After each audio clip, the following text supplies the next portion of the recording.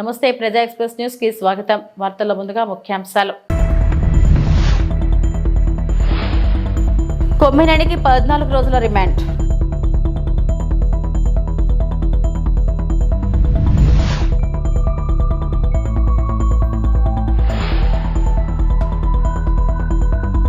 బసవతారకం ఆసుపత్రిలో బాలకృష్ణ పుట్టినరోజు వేడుకలు.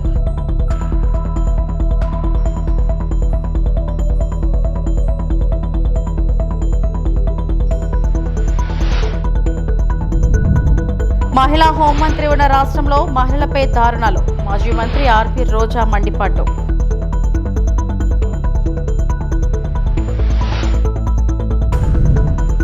కేరళ తీరం వద్ద సింగపూర్ నౌకలో పేలుడు.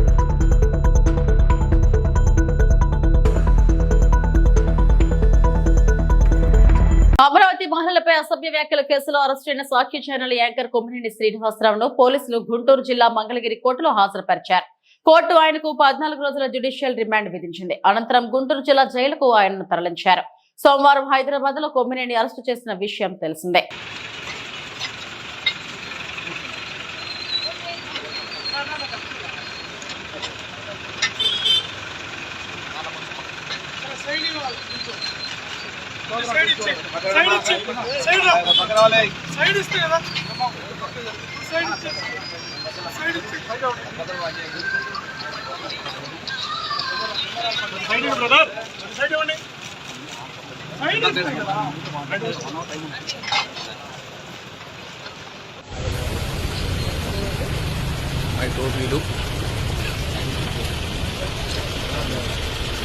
ప్రముఖ నటుడు హిందూపురం ఎమ్మెల్యే నందమూరి బాలకృష్ణ పుట్టినరోజు సందర్భంగా హైదరాబాద్ లోని బసవతారకం ఇండో అమెరికన్ క్యాన్సర్ ఆసుపత్రిలో ఘనంగా వేడుకలు నిర్వహించారు. ఆసుపత్రి సిబ్బంది చిన్నారుల సమక్షంలో బాలకృష్ణ కేక్ కట్ చేశారు. చిన్నారులకు ఈ సందర్భంగా ఆయన బహుమతులను అందజేశారు.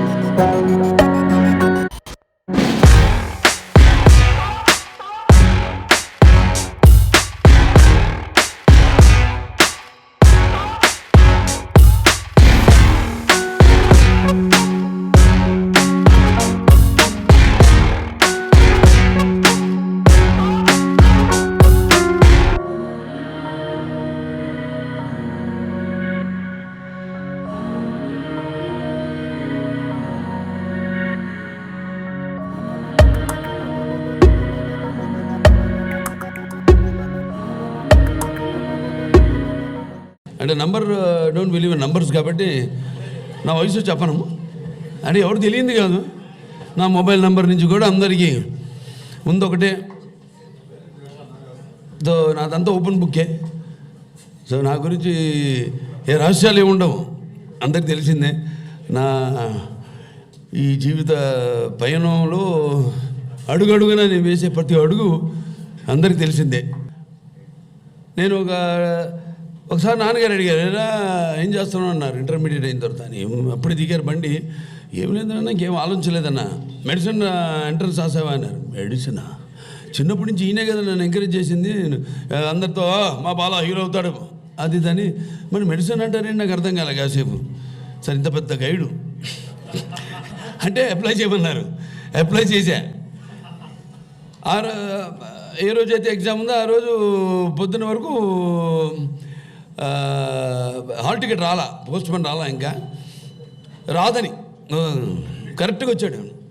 ఒక అరగంట ముందు ఎంట్రన్స్ టైంకి ముందు ఎగ్జామ్కి ముందు 10 నిమిషాల ముందు ఒక అరగంట ముందు వచ్చి హాల్ టికెట్ అని ఇచ్చాడు. అబ్బా నువ్వు ఎక్కడ రాయుడు, రామేశ్వరం పోయినా శనీశ్వరం అన్నట్టు అది తీసుకుని ఇక తప్పలా వెళ్ళి ఎంట్రన్స్ ఎగ్జామ్ ఏం రాస్తాం, కళ్ళు మూసుకుని ఇది ABCDలు ఉంటాయి, అలా కళ్ళు మూసుకుని టక్కని పెట్టడం, ఏది దేని మీద పెన్ను ఉంటే ఇదే అని రాసేసి అలా అలా అలా సరే సినిమాల్లో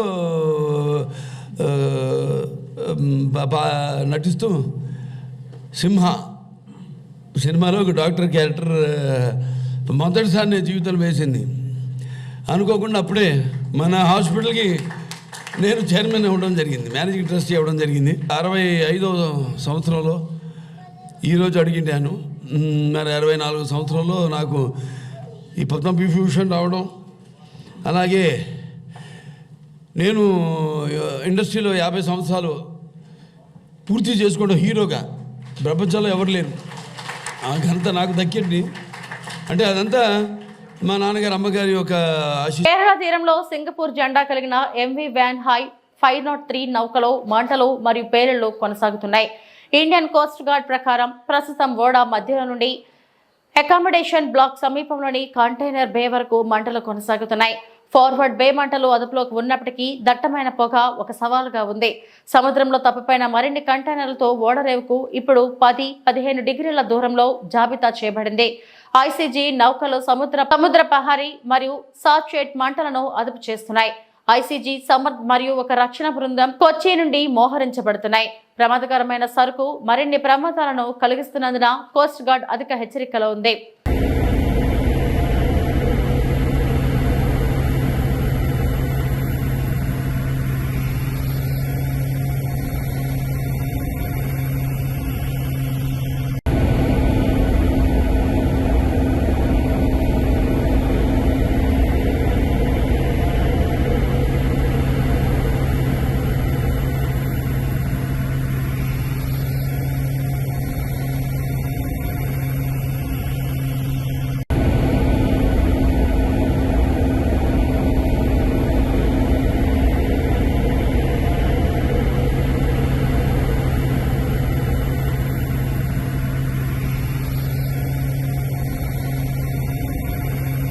ఏలూరు జిల్లా పోలవరం అధికారులతో కలిసి పోలవరం ప్రాజెక్టు పనులను పరిశీలించిన మంత్రి నిమ్మల రామానాయుడు. పోలవరం ప్రాజెక్టు పనులను ఇప్పటికే క్షేత్రస్థాయిలో ముఖ్యమంత్రి చంద్రబాబు 3 సార్లు పరిశీలించారు. పోలవరం ప్రాజెక్టు పనులకు సంబంధించి షెడ్యూల్కు అనుగుణంగా జరుగుతున్నాయి. డీవాల్ పనులు శరవేగంగా జరుగుతున్నాయి. వర్షాకాలంలో కూడా పనులు చేసేలా బట్రస్ డ్యాం పనులు పూర్తి కావచ్చాయి. 2027 చివరి నాటికి పోలవరం ప్రాజెక్టు పనులు పూర్తి చేసేలా ప్రణాళికాబద్ధంగా పనులు చేస్తున్నాం. ఇప్పటికే పోలవరం హెడ్ వర్క్స్ 80% పైగా పూర్తయ్యాయి. పోలవరం పనులు వేగంగా జరుగుతుంటే ఓర్వలేకే అసత్య కథనాలు ప్రచారం చేస్తున్నారు. మీడియా సమక్షంలో ప్యానెల్ వెడల్పును 1.5 మీటర్లు ఉంది అంటూ కళ్లకు కొట్టొచ్చినట్లు కొలిచి చూపించిన బావర్ ప్రతినిధులు. డీవాల్ నిర్మాణంలో 1.5 మీటర్ల మందంతో నిర్మిస్తుంటే ప్రజలను తప్పుదోవ పట్టిస్తున్నారు. ప్రాజెక్టుల పనులను ప్రపంచంలోనే ఎక్స్పర్ట్ అయిన జర్మనీకి చెందిన బావర్ కంపెనీతో మేకా పనులు చేయిస్తుంటే దుష్ప్రచారం చేస్తున్నారు. నాడు పోలవరం ప్రాజెక్ట్ మాకు అర్థం కాలేదు, ఎప్పటికి పూర్తవుతుందో చెప్పలేమన్నారు. నాటి వైసీపీ మంత్రులు వైసీపీ ప్రభుత్వం చేయలేనిది కూటమి ప్రభుత్వంలో చంద్రబాబు పోలవరం ప్రాజెక్టు పనులు వేగవంతం చేసి చూపిస్తున్నారు. పోలవరం ప్రాజెక్టు నిర్మాణంలో నాణ్యత విషయంలో రాజీ పడే ప్రసక్తి లేదు. రాష్ట్రానికి ఒక వరం, ఒక జీవనాడి అనే విషయం మీ అందరికీ తెలుసు. అందుకే ఈరోజు కూటమి ప్రభుత్వం అధికారంలోకి వచ్చిన తర్వాత ఈ పోలవరం ప్రాజెక్టుని మరి చంద్రబాబు నాయుడు గారు ముఖ్యమంత్రిగా ఇప్పటికే 3 సార్లు స్వయంగా ఇక్కడ మరి విజిట్ చేసి ఒక లక్ష్యాన్ని కూడా డయాఫ్రమ్ వాల్ 2027 డిసెంబర్కి పోలవరం ప్రాజెక్టు పూర్తి చేసేటువంటి విధంగా ఒక షెడ్యూల్ను కూడా ఏర్పాటు తీసుకుని ఆ షెడ్యూల్కు అనుగుణంగా పనులు జరిగేటువంటి విధంగా మరి ఈవేళ మరి పెద్ద ఎత్తున పోలవరం పనులు జరుగుతున్న విషయాన్ని కూడా స్వయంగా మనందరం కూడా చూస్తున్నటువంటి పరిస్థితి. ఏదైతే ఆ షెడ్యూల్కు అనుగుణంగా ఈవేళ డయాఫ్రమ్ వాల్ ఏదైతే ఉందో మరి ఇప్పటికే దగ్గర 360 మీటర్లు మరి ఈవేళ డయాఫ్రమ్ వాల్ నిర్మాణం ఈ యొక్క కొద్ది కాలంలోనే మనం నిర్మాణం చేసుకోవడం, అదేవిధంగా ఏదైతే గ్యాప్ 1 ఏదైతే ఉందో మరి ఆ పనులు కూడా ఈరోజు ఈసీఆర్ఎఫ్ డ్యామ్ పనులు ప్రారంభించుకుని గ్యాప్ 1కి సంబంధించి ఈసీఆర్ఎఫ్ డ్యాము 2026 మార్చి కల్లా పూర్తి చేసేటువంటి లక్ష్యంగా పోలవరం పనులు పూర్తవుతుంటే మరి అక్కసుతోటి ఏదైతే ఈ పోలవరం పనులు పూర్తవుతూ ఉంటే చూడలేనటువంటి వారలేని తనంతో ఇలా వైఎస్ఆర్సీపీ పార్టీ కూడా ఈ పోలవరం మీద అవాకులు చవాకులు మాట్లాడుతున్నటువంటి పరిస్థితి మనందరం కూడా చూస్తున్నాం. అందులో పర్టికులర్గా ఏదైతే డయాఫ్రమ్ వాళ్ళకి సంబంధించి ఏదైతే డిజైన్స్కి మరి వ్యతిరేకంగా 0.9 మీటర్సే ప్యానల్ వేస్తున్నారని చెప్పి ఒక బ్యానర్ ఐటమ్స్ పెడుతూ ఉన్నారు వాళ్ళ అవినీతి పత్రికలో. ఇప్పుడే మీ మీడియా మిత్రులే మీరు చూసారు, ఏదైతే వేసేటువంటి ప్యానల్ ఏదైతే డయాఫ్రమ్ ప్యానల్ ఏదైతే ఉందో మీకు ఆ బావర్ కంపెనీ వాళ్ళే చూపించారు 1.5 మీటర్స్ అని. అంటే ఈ డయాఫ్రమ్ వాళ్ళకి సంబంధించినటువంటి ఏ ప్యానల్ మందమైనా సరే 1.5 మీటర్స్కి 1 సెంటీమీటర్ కూడా తక్కువ ఉండదు. ఇది కళ్ళారా మనందరం కూడా చూస్తున్నటువంటి పరిస్థితి. అయితే 100 మీటర్స్ డెప్త్కి మరి ఆ యొక్క ప్యానల్ వెళ్ళేటప్పుడు క్రిందిలో రాక్ తగిలిన చోట ఎక్కడైనా లాస్ట్ 2 మీటర్స్ 3 మీటర్స్ దగ్గర ఎక్కడైనా 0.3 m మరి ఏదైనా వాలు కొంచెం తప్పుకుంటుంది తప్ప అంతకు మించి ఆ 1.5 మీటర్స్ మాత్రం ఖచ్చితంగా దాని మందం ఉంటుంది. అటు 0.3 మళ్ళీ దానికి రివర్స్లో ప్యానల్ దిగినప్పుడు రెండో వైపున కూడా 0.3 మ్యాక్సిమం డిఫరెన్స్ వస్తుంది. అది పశ్చిమ గోదావరి జిల్లా నర్సాపురం నియోజకవర్గంలోని జనసేన పార్టీ కార్యాలయంలో నిర్వహించిన సమావేశంలో ముఖ్య అతిథులుగా ప్రభుత్వ విప్ నర్సాపురం శాసనసభ్యులు నాయకర్, తెలుగుదేశం పార్టీ ఇన్ఛార్జ్ పొత్తూరి రామరాజు, జిల్లా సహాయ సంఘాల అధ్యక్షులు మైలా వసంతరావు, మత్స్యకార సహాయ సంఘాల ఆప్కా చైర్మన్ కొల్లు పెద్దిరాజు తదితరులు పాల్గొన్నారు. నర్సాపురంలో మత్స్యకార సహాయ సంఘాల అభివృద్ధిపై సమావేశం ఘనంగా నిర్వహించారు. ఈ సందర్భంగా శాసనసభ్యులు నాయకర్ మాట్లాడుతూ మత్స్యకార సహాయ సంఘాల అభివృద్ధి చెందే విధంగా కృషి చేస్తారని ఆయన అన్నారు. రాష్ట్రంలోని 900 కిలోమీటర్లు మత్స్యకారుల కుటుంబాల వేటపైన ఆధారపడి ఉండడం జరిగిందన్నారు. మత్స్యకారుల సంఘాలకు సబ్సిడీ లోను వినియోగించుకునే విధంగా ఉండాలన్నారు. గత ప్రభుత్వంలోని మత్స్యకార కుటుంబాలకు ఎక్కడా కూడా ఆదుకునే పరిస్థితి లేదన్నారు. టీడీపీ ఇన్ఛార్జ్ రామరాజు మాట్లాడుతూ మత్స్యకార రంగంలో ప్రగతి సాధించడానికి ముఖ్యమైన నిర్ణయాలు కూటమి ప్రభుత్వం తీసుకుంటుందన్నారు. ఈ సహాయ సంఘాలను మరింత బలోపేతం చేయడంపై అవగాహన సదస్సు ఎంతగానో ఉపయోగపడుతుందన్నారు. కార్యక్రమంలో మత్స్యకారుల సంక్షేమ సంఘం నాయకులు పాల్గొన్నారు. కాకుండా ఒక విప్పుగా కూడా ఇవ్వడం జరిగింది. కార్పొరేషన్ చైర్మన్ ఉన్నారు వివిధ రకాలుగా కూడా నియోజకవర్గంలో. అదేవిధంగా ఏదైతే ఈ ఫిషర్మెన్ సొసైటీ ఉందో ఈ ఆఫ్కాప్ ద్వారా మరి నూతనంగా ఈ ఎన్డీఏ కూటమి ద్వారా మరి స్థానిక తెలుగుదేశం పార్టీ నాయకులు, సీనియర్ నాయకులు మరి కొల్లు పెద్దిరాజు గారిని రాష్ట్ర చైర్మన్గా అవకాశం కల్పించినటువంటి గౌరవ ముఖ్యమంత్రి చంద్రబాబు నాయుడు గారు, పవన్ కళ్యాణ్ గారికి కూడా మన నియోజకవర్గ ప్రజలందరి తరఫున కూడా నేను అభినందన తెలియజేస్తున్నాను. నేను నియోజకవర్గ ఫిషర్మెన్ సొసైటీ సభ్యులందరికీ కూడా నేను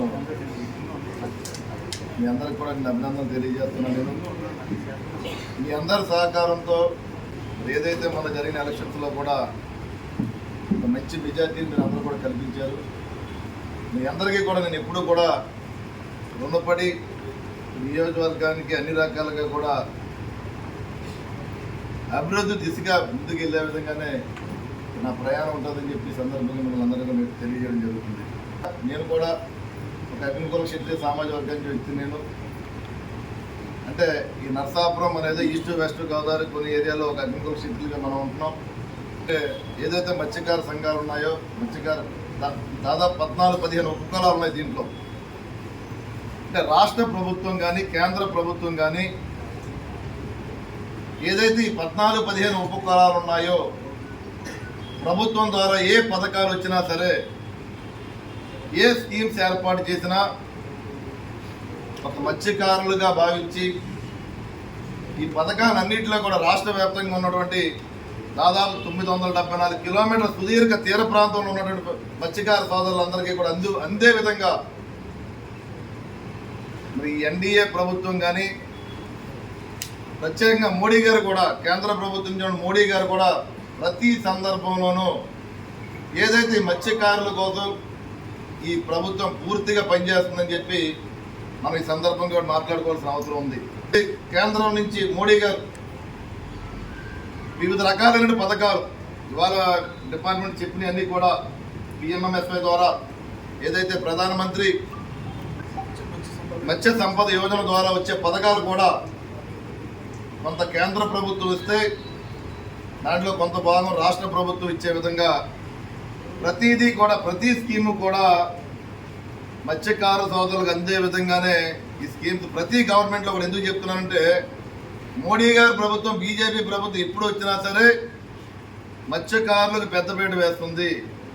అదేవిధంగా గౌరవ ముఖ్యమంత్రి చంద్రబాబు నాయుడు గారు గతంలో ముఖ్యమంత్రిగా ఉన్నప్పుడు కూడా ఆయన గతంలో కూడా మనకు 3 సార్లు ముఖ్యమంత్రిగా చేశారు తెలుగు రాష్ట్రాలకి.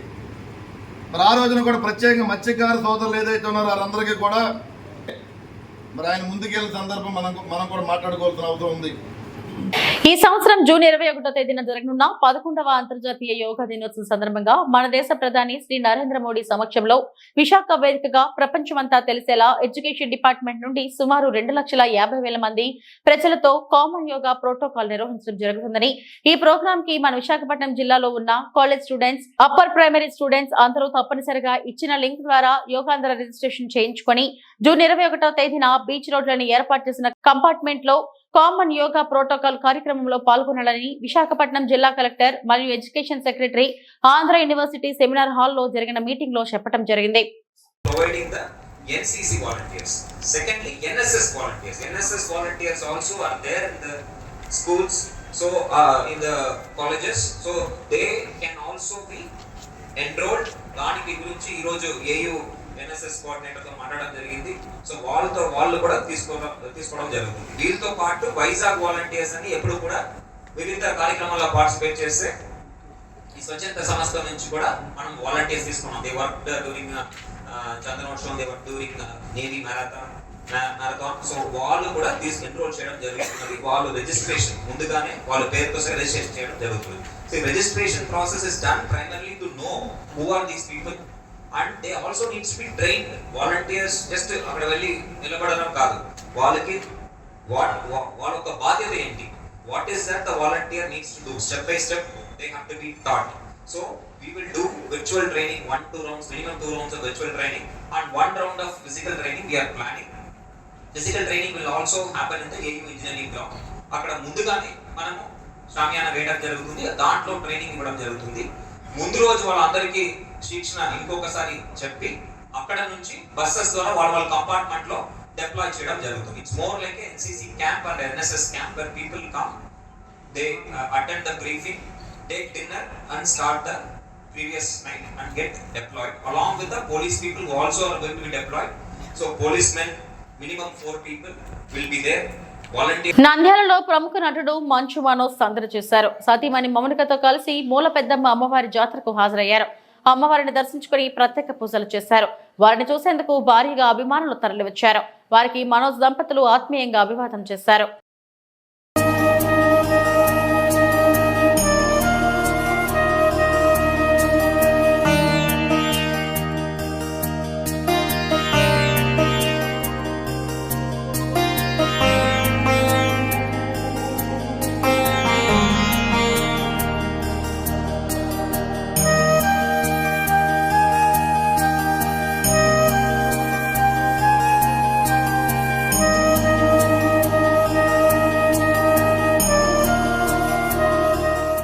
అమరావతి మహిళలను కించపరిచేలా సాక్షి ఛానల్లో చర్చలు దారుణమని ఏపీ కాంగ్రెస్ అధ్యక్షురాలు వైఎస్ షర్మిల అన్నారు.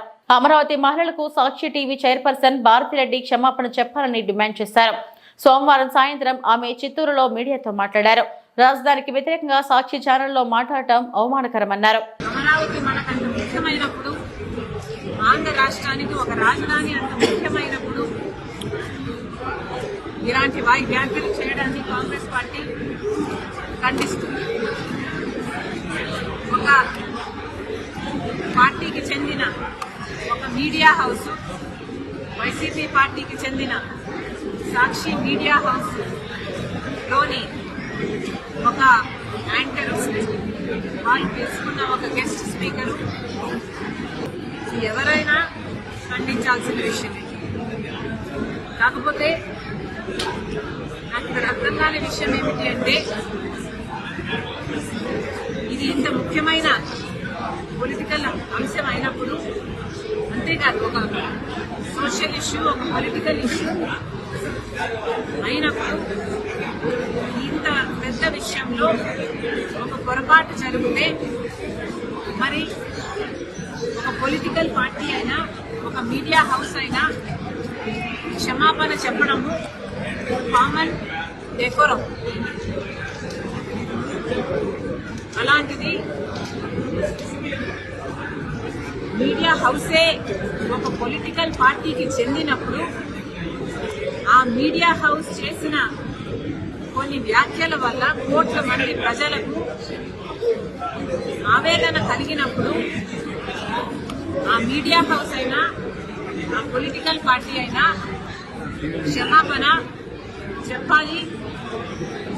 మరి ముఖ్యంగా సాక్షి మీడియా హౌస్ నడుపుతున్న భారతిరెడ్డి గారు సాక్షి మీడియాలో ఇంకా ఘోరం జరిగింది కాబట్టి మీరు క్షమాపణ చెప్పడంలో తప్పు లేదు, అది మీ బాధ్యత.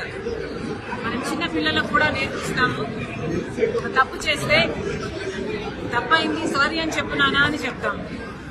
మరి అలాంటప్పుడు ఒక తప్పు జరిగినప్పుడు సారీ చెప్పుకోవడంలో సారీ చెప్పడంలో నామోషి లేదు.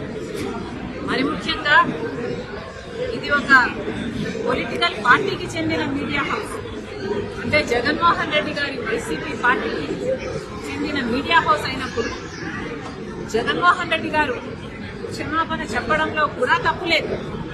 ఇంతమంది మనోభావాలను ఇంత ఆవేదనకు గురి చేశారు. జగన్మోహన్ రెడ్డి గారు తప్పైపోయింది, నా ఉద్దేశం అది కానే కాదు, క్షమించండి అనడంలో తప్పు లేదు. మరి వారు ఎందుకు సంకోచిస్తున్నారో, వారి ఎందుకు నామోషిగా అనిపిస్తుందో నాకైతే అర్థం కావట్లేదు. కూటమి ప్రభుత్వం అధికారంలోకి వచ్చిన తర్వాత ఆడబిడ్డలకు రక్షణ లేకుండా పోయిందని వైఎస్ఆర్సీపీ మహిళా నేత మాజీ మంత్రి మండిపడ్డారు. రాష్ట్రంలో మహిళలపై ఇన్ని అరాచకాలు జరుగుతుంటే హోంమంత్రి అనితకు చెముకుట్టినట్లు కూడా లేదని విమర్శించారు. అధికారంలో ఉన్న వాళ్ళు లా అండ్ ఆర్డర్ కాపాడాలని, మరి అటువంటిది అధికారంలో ఉన్న వాళ్లే రాష్ట్రంలో అరాచకాలు సృష్టిస్తున్నారని ధ్వజమెత్తారు. మహిళా హోంమంత్రిగా ఉన్న రాష్ట్రంలో మహిళలపై దారుణాలు జరగడం సిగ్గుచేటన్నారు. నగరి నియోజకవర్గంలో మైనర్ బాలికపై అత్యాచారం చేశారు. అనంతపురం జిల్లా ఇంటర్ విద్యార్థి కనిపించకపోతే పట్టించుకోలేదు. పరిటాల సునీత నియోజకవర్గంలో 14 మంది టీడీపీ వాళ్ళు మైనర్ బాలికపై అత్యాచారం చేస్తే సాక్షి మీడియా బయటకు తీసుకొచ్చింది. డిప్యూటీ సీఎం పవన్ కళ్యాణ్ మహిళలపై దాడులు జరుగుతుంటే పట్టించుకోవడం లేదు. హోంమంత్రి అనిత నా చేతిలో గన్ ఉందా, నాకు పవర్ ఉందా అంటూ చేతకాని మాటలు మాట్లాడుతూ ఉంటే రాజీనామా చేయాలి. సీనియర్ జర్నలిస్ట్ కొమ్మినేని తప్పుడు కేసు పెట్టి అరెస్టు చేశారు. ఒక చిన్న పాపని రేప్ చేసి చంపేసి పూర్తి చేస్తే దాన్ని మాయ చేయాలని ఎస్పీని అందరినీ ఇక్కడికి పంపించడం జరిగింది. గ్రామస్తులంతా తిరగబడితే ఆ రోజు మేమంతా కూడా వెళ్లిన సందర్భం మీరు చూశారు. అప్పుడు విధిలేక అక్కడికి వచ్చి డబ్బులు ఇచ్చేసి చేతులు దులుపుకొని వెళ్ళిందే తప్ప ఇక మీదట ఇలాంటివి జరగకుండా కఠినతరంగా మరి శిక్షలు అమలు చేస్తాం, తప్పు చేసిన వాడు ఎంతటి వాడైనా వదిలిపెట్టము అన్నట్టుగా ఆవిడ ముందుకు వెళ్లాల్సింది పోయి అప్పటి నుంచి ఇంకా ఎక్కువ అవుతూ పోతున్నాయి. ఈరోజు అనంతపురం విషయం చూస్తే ప్రతి ఒక్కరికి కూడా హృదయం ద్రవించిపోతుంది. ఒక ఇంటర్ చదువుతున్న తన్మయ్య అనే గిరిజన అమ్మాయి 6 రోజుల ముందర కనిపించకుండా పోయిందని వాళ్ళ తల్లిదండ్రులు కంప్లైంట్ ఇస్తే, కంప్లైంట్ ఇవ్వడానికి పోలీస్ స్టేషన్కి వచ్చిన వాళ్ళని ఎంత అవమానంగా వాళ్ళు బిహేవ్ చేశారు. ఆ కేసును ఎందుకు పట్టించుకోకుండా అలా పడేయటం వల్లే 6 రోజుల తర్వాత ఆ అమ్మాయి శవమై దొరికింది. అలాగే మీరు చూస్తే పరిటాల సునీత గారి ఒక మహిళ, ఆవిడ నియోజకవర్గంలో ఒక మైనర్ బాలికని 14 మంది తెలుగుదేశం పార్టీ వాళ్ళు కంటిన్యూస్ గా రేప్ చేసుకుంటూ ఉంటే సాక్షి టీవీ, సాక్షి ఛానల్ దాన్ని బయట పెట్టింది. వాళ్ళని అరెస్ట్ చేయకుండా ఈరోజు ఆ కుటుంబం మొత్తం ఆ ఊరు వదిలేసి వెళ్లే పరిస్థితి ఏర్పడింది. ఆడపిల్ల ప్రాణాలు తీయటం, మానాలు తీయటం వీళ్ళకి సహజం అయిపోయింది. దానికి హోంమంత్రి గారు అండగా నిలబడటం అనేది సిగ్గుచేటు. ఇవన్నీ జరుగుతుంటే ఎక్కడ తమ తప్పులు బయటపడతాయో అని ఈరోజు వాళ్ళు చేస్తున్న డైవర్షన్ పాలిటిక్స్ మనం ఒకసారి గమనించాలి. ఎందుకంటే ఇదే పవన్ కళ్యాణ్ గారు అధికారంలో రావటానికి ముందు మహిళలకి నేను అండగా ఉంటాను, మహిళలకి ఇబ్బందికరమైన ఏవి చేసినా ప్రభుత్వాన్ని నిలదీస్తాను, తప్పు చేసిన వారిని శిక్షిస్తానని మాట్లాడిన పవన్ కళ్యాణ్ గారు ఈ రాష్ట్రంలో ఎక్కడ మహిళలకు అన్యాయం జరిగినా ఈ రోజుటి వరకు నోరు తెరవలేదు. తప్పు చేసిన వారిని శిక్షించమని ప్రభుత్వం మీద ఒత్తిడి తీసుకురాలేదు. అది అనంతపురం అయినా, పిఠాపురం అయినా, తిరుపతి అయినా, అమరావతి అయినా, ఎక్కడ ఏ మహిళకి అన్యాయం జరిగినా ఆయన పట్టించుకోకపోవటం రాష్ట్రంలో ఉన్న మహిళలందరూ కూడా గమనించాలని ఈ సందర్భంగా తెలియజేసుకుంటున్నారు. హోంమంత్రి గారుగా తన అధికారాన్ని ఉపయోగించి ఆడవాళ్ళని కాపాడాల్సిన అనిత గారేమో నా దగ్గర లాఠీ ఉందా, నా భుజాన గన్నుందా, నేనేం చేయగలను మాట్లాడిన గొప్ప వ్యక్తి. అలాంటప్పుడు మీకు చేత కాకపోతే మీరు ఫెయిల్యూర్ హోంమంత్రి అని తెలిసినప్పుడు ఎందుకు పక్కకి తప్పుకోవటం లేదు? ఈరోజు డైవర్షన్ పాలిటిక్స్ లో రెడ్ బుక్ రాజ్యాంగం అంటూ పోలీసుల్ని కేవలం వైఎస్ఆర్ కాంగ్రెస్ పార్టీలో ఉన్న నాయకులకి. అల్లూరు జిల్లా రంపచోడవరం డిజైన్ ఆర్టీసీ బస్సులో అక్రమంగా కలప రవాణా. ఎగువ సీలేరు నుండి రాజమండ్రికి వెళ్తున్న గోకవరం డిపోకి చెందిన బస్సులో రోజ్వుడ్, జిట్రేగి కల్ప ఉన్నట్టుగా ముందస్తు సమాచారం అందుకున్న అటవీ శాఖ అధికారులు మారడుమిల్లి వద్ద బస్సును ఆపి తనిఖీ చేసిన ఫారెస్ట్ అధికారులు బస్సు వెనక డిక్కీలో లభ్యమైన జిట్రేగి కల్ప. దీంతో ప్రయాణికులను ఆపి ఆర్టీసీ బస్సును సోదాలు చేస్తున్న ఫారెస్ట్ అధికారులు. గతంలో కూడా ఇదే బస్సులో అక్రమంగా కల్ప వెళ్లినట్లు వినికిడి. ఇప్పటికైనా ఫారెస్ట్ అధికారులు ప్రతి ఫారెస్ట్ చెక్ పోస్ట్ దగ్గర తనిఖీలు చేయాలని ప్రజలు కోరుతున్నారు.